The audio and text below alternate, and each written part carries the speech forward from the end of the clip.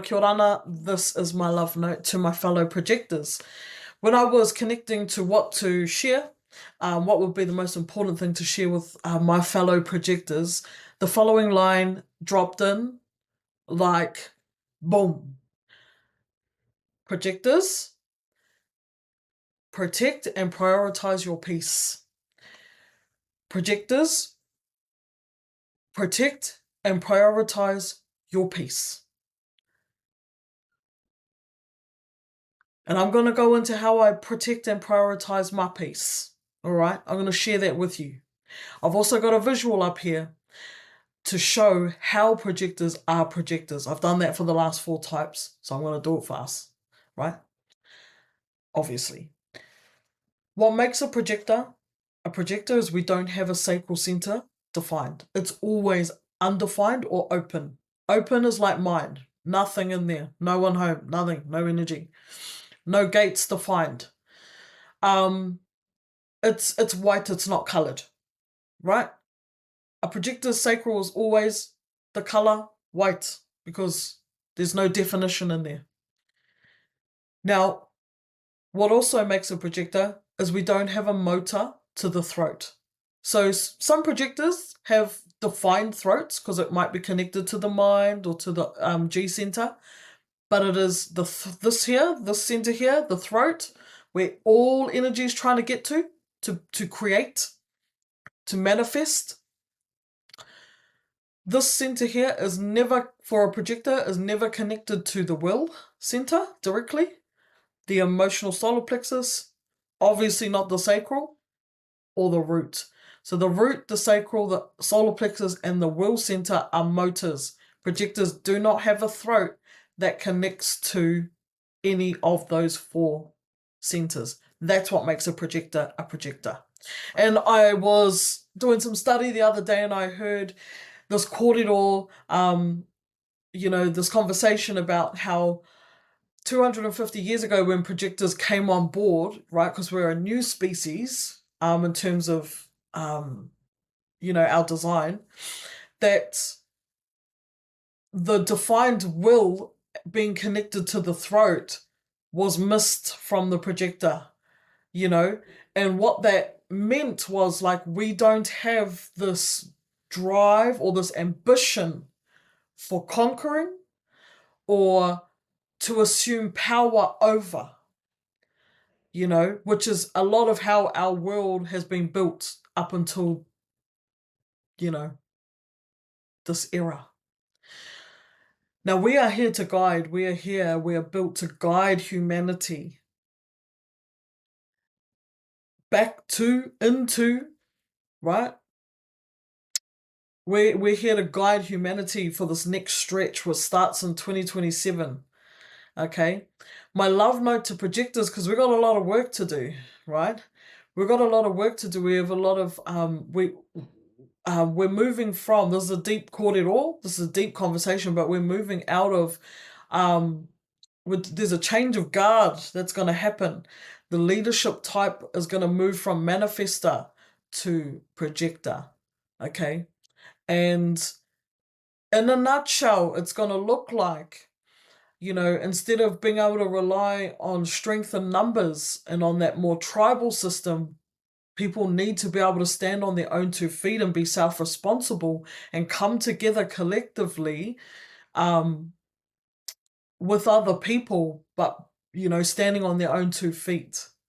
And so projectors, the reason why the keynote that came through was protect your peace, prioritize your peace, is because that's what's needed. That is the core foundation of self-responsibility. It's so easy to not protect our peace. It's so easy to not prioritize our peace and give over to people, systems, structures that, want us to bend our peace, right? Stretch our peace very thin, right? To make things work around here. However, if you can practice prioritizing and protecting your peace, right, then you will build the strength that's needed for this next stretch. to be able to guide with integrity, you know, meaning that you are in integrity, like you're in the right place, jamming on the right stuff, and, you know, you're aligned pretty much with where you're meant to be, and therefore people will come and seek guidance from you. Just because we got projectors on our chart does not make us leaders. We have to also do the work to be projectors correctly. And that's real. I know projectors who are not being projectors. I know about being a projector and not being a projector. Forcing, proving, trying to, bending my peace. Right? So let's move into that a little bit. How do we prioritize and protect our peace? Boundaries. And this is how I roll with it. Because we're projectors, think about an actual projector device. You put in a film or you put in something into the projector, you slot it in, or these days you plug your phone into the USB, and whatever is playing on that phone or on that device can be projected out onto this big screen. You disconnect that USB, there's no picture to project. We take the input when we come into connection with another person, we connect, and we're connected like that USB, and then we're able to see, recognize, and project out, amplify out what's coming into us. Okay? So projectors are all about recognition. Yes, we have to wait for recognition. Okay, when we're recognized, that is our strategy, to wait for people to recognize our gifts or what they see in us. But we also, every day of our lives, have this ability to see into the other, right? Like, that's on for us all the time. We don't actually know growing up that other people can't see as deeply as we can, right? And that is a whole, thing as to why we don't know that we're different in that way. We just think everyone else, can see it. So we talk about it. And that's where we go wrong, because not everybody wants to hear about what we're seeing so clearly, because they can't see it. Others can't see it. Generators don't see like we do. Manifestors don't see like we do. Right? So we're like seeing all the time. So how I use this to walk in life and to have boundaries is that whenever I come into connection with another person, I can recognize in them if they recognize me. I can see into the other if what they're saying is recognizing me, and if it's not, then it's a no. If I don't feel recognition from the other, then it's a no. No matter how juicy the thing might be, or juicy how juicy the invitation might be, or what they're saying, if I don't feel from them, if I don't see from them behind what they're saying, the recognition for me at my core, for who I am and my full spectrum self, then it's a no. No, I don't want to go to lunch. No, I don't want to do that. If I'm being asked to do something where I know I don't have to do it, and I don't feel recognition, I just feel force and pressure, no. No. I'm protecting my peace. I'm prioritizing my peace. When I come into connection and I feel that recognition coming from the other person, yes, what do you need? Let's go. And then I stay in my lane and I jam out, right? As a projector. With that exchange, there has to be exchange. Yeah? A key thing, I was just thinking about this. A key thing for a projector is that, think about that word, recognition. Recognition. Exchange. Yeah? When you are recognized for something, you are given an exchange. And when that exchange, pay attention, do your accounts. When you are giving and you are not getting, stop. Stop doing that. Find a boundary. Protect and prioritize your peace. We don't have a sacral center.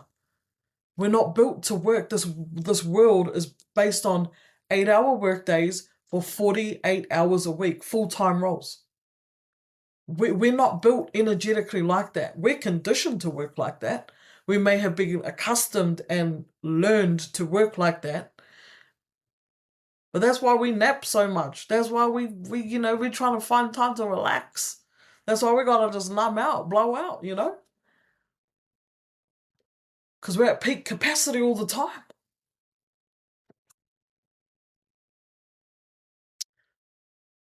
We just not. I know a lot of projectors, right? And we are all somewhat subscribed to this thing of, doing what we do in this society and in with these structures and systems. But it's not until you choose to go on the journey of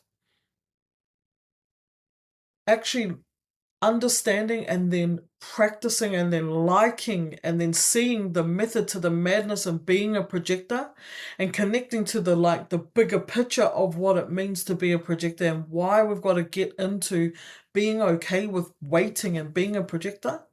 When you see all of that, then it's easier to, let go from some of these expected ways to move in the world and actually, trust in our body's wisdom. So while we might not be made to work the 8-hour days, we can learn to work smart. We can learn to work efficiently. And we can learn to have the conversations where necessary, in some environments about how we've learned to need to work, right?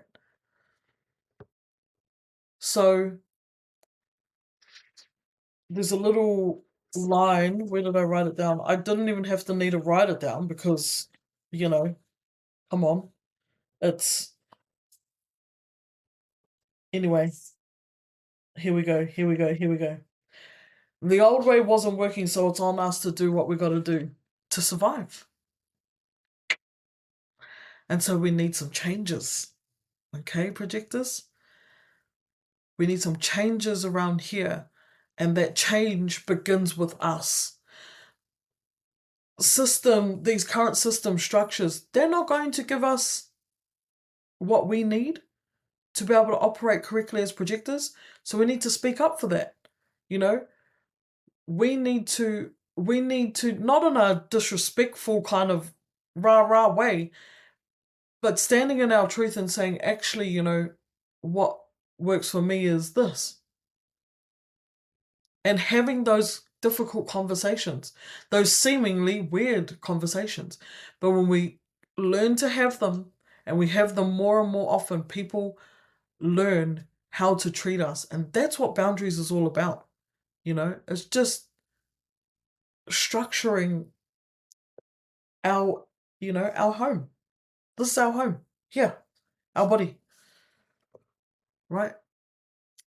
And we're just building out the parameters so that we can protect and prioritize our peace so that we can be, more in our nature. And when we're more in our nature and closer to being a projector, then we're then we're able to guide and lead, which is what we're going to need to be real soon. Yeah? Now. So, I'm going to leave it there. If you have any questions about any of that, my fellow projectors, please ask away. Let's jam. All right, kia ora.